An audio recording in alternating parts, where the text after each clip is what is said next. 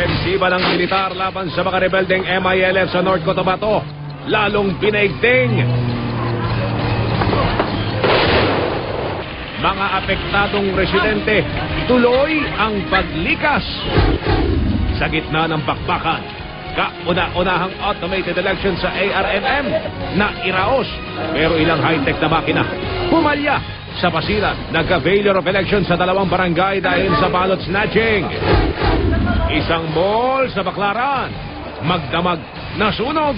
Operasyon ng LRT, apektado. Exclusive delivery van, sumalpok sa bakod sa Mandaluyong.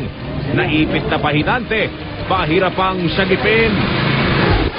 China at Amerika, naghahabulan sa dami ng medalya sa Olympics. Team USA, tinambakan ang China sa basketball. Sa Hong Kong naman, mga alagang hayop, sumabak din sa palaro.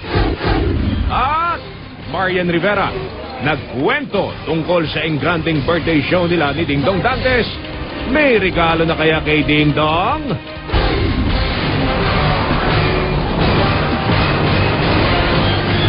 Mula sa GMA Network Center, narito si Mel Chanco, Mike Enriquez.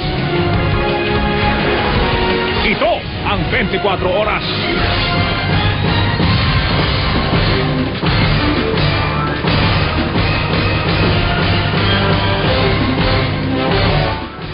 Magandang gabi po. Ginanap ngayong araw ang eleksyon sa ARMM o Autonomous Region in Muslim Mindanao. Layunin po ng eleksyon na pumili ng mga lider na mamumuno sa ARMM na binuo sa layo na magkaroon ng kapayapaan sa rehiyon. Magandang gabi po. Ginanap ngayong araw ang eleksyon sa ARMM o Autonomous Region in Muslim Mindanao. Layunin po ng eleksyon na pumili ng mga lider na mamumuno sa ARMM na binuo sa layo na magkaroon ng kapayapaan sa rehiyon. Magandang gabi po. Ginanap ngayong araw ang eleksyon sa